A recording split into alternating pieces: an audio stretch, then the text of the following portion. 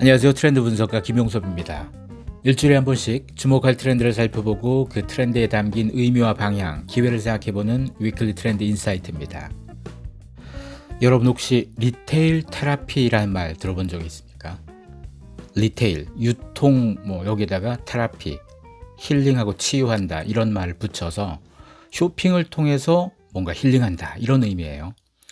일상의 힐링법으로 리테일 테라피가 자꾸 제기되고 있는데요.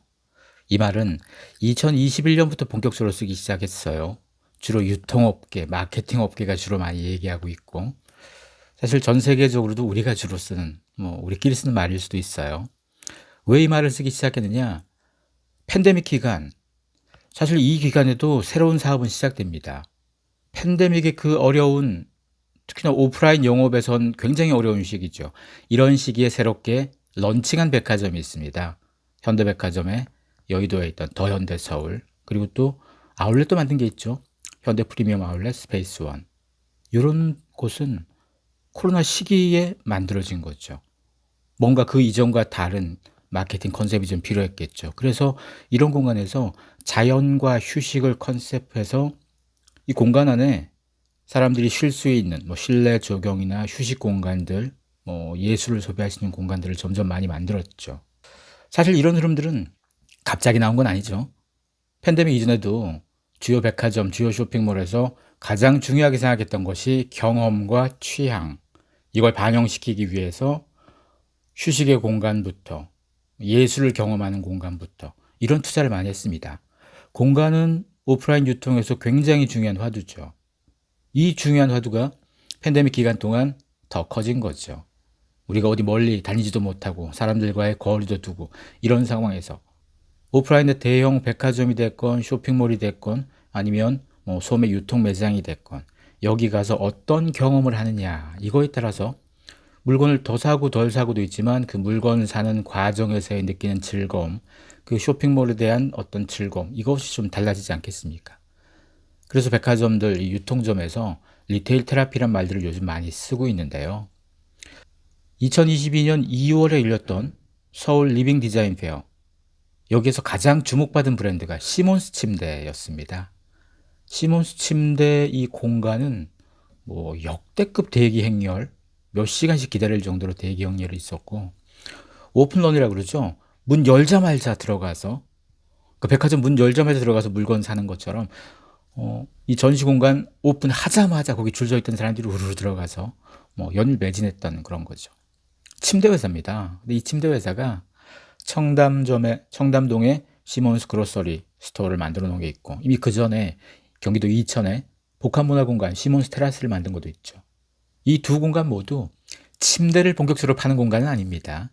어찌 보면 침대와 연결되는 다양한 즐거움을 파는 데가 되는 거죠. 굿즈도 팔고, 다양한 경험과 취향도 팔고, 다양한 예술 행사도 벌리고 있고, 어찌 보면 리테일 테라피에 가장 부합하는 그런 공간이기도 합니다.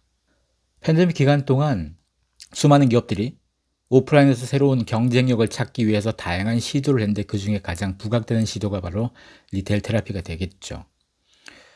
백화점 중에서 이 여의도에 만든 더 현대서울은요. 2021년 2월에 만들었으니까 2022년 2월까지 딱 만 1년간 1년 동안 운영했더니 매출이 한 8천억 정도 나왔습니다. 원래 이게 오픈하기 전에 목표 매출이 한 6,300억 정도였거든요. 30% 더 나온 거죠. 그리고 그 1년 동안 누적 방문자만 3천만 명쯤 됐다고 하고요. 우리나라 백화점에서 연 1조 매출 달성하는 게 지금 11개가 있는데요. 11개 점포가 있는데 지금 더현대서울은 오픈한 첫 해 8천억까지 나왔으니까 연 1조 매출 달성하는 거 얼마 걸리지 않을 수도 있어요. 그래서 역대 최단기간에 연 1조 매출 달성하는 백화점이 되지 않을까도 지켜보고 있는데 이 공간은 주로 20, 30대가 많습니다. 20, 30대, 30대 이하의 비중이 압도적으로 지금 많아요. 상대적으로 이런 공간에서 물건을 사는 것도 중요하지만 그 공간에서 다양한 경험치를 누리는 거죠.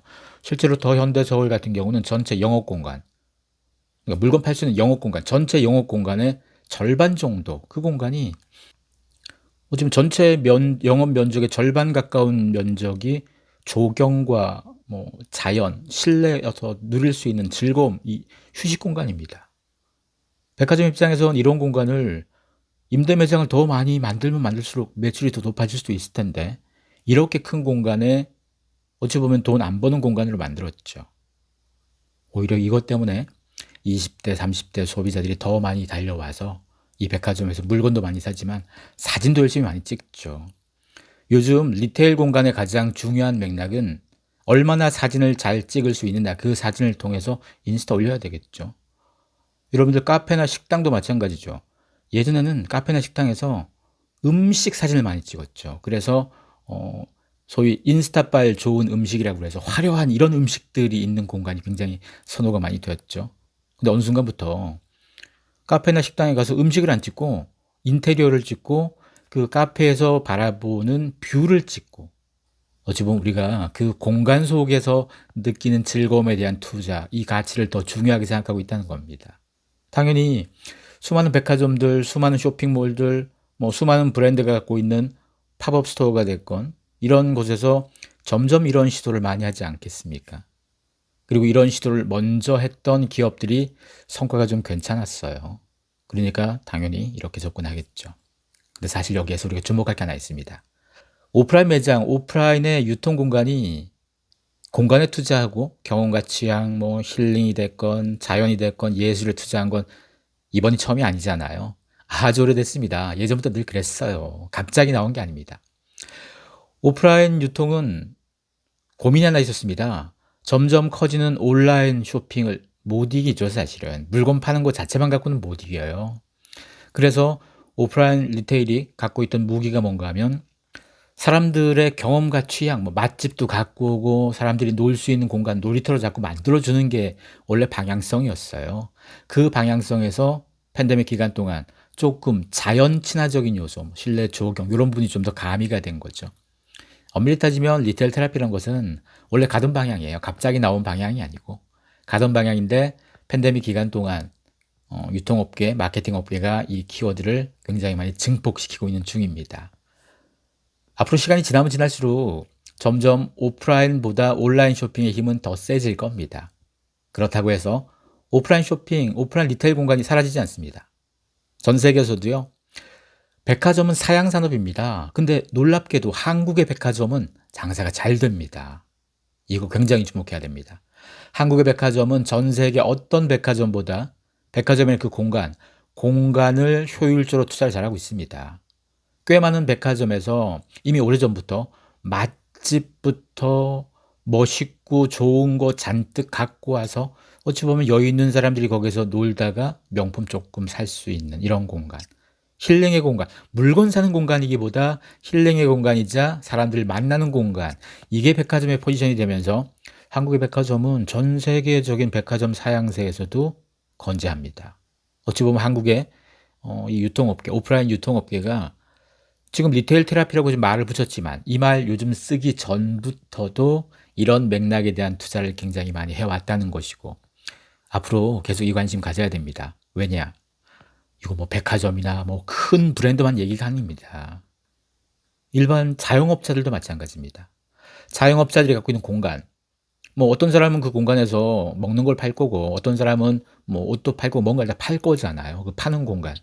물건 자체도 중요하지만 이제는 그 물건을 둘러싸고 있는 그 공간, 인테리어에서 경쟁력이 좀 필요합니다. 물건의 경쟁력은 온라인이 훨씬 낫습니다. 온라인에선 훨씬 효율적으로 물건 잘 골라서 볼 수 있고 사실 가격 경쟁력도 생길 수가 있죠. 그런 측면에서 오프라인에선 온라인이 주지 못하는 그 접근을 더 많이 해야 될 겁니다. 근데 여기서 또 하나의 숙제가 생깁니다. 요즘 온라인에서 메타버스에 대한 투자를 하기 시작하면서 메타버스가 리테일 테라피를 흡수하려고 하고 있습니다. 메타버스는 현실 공간에 있는 오프라인 상점을 그대로 옮겨내서 일종의 디지털 트윈이 되겠죠.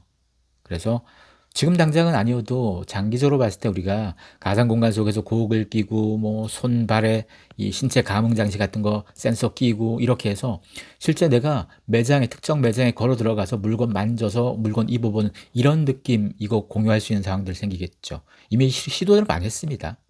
이것도 팬데믹 이전부터 계속 시도하던 증강현실 쇼핑 시도하던 거였었는데요. 점점 확대되겠죠.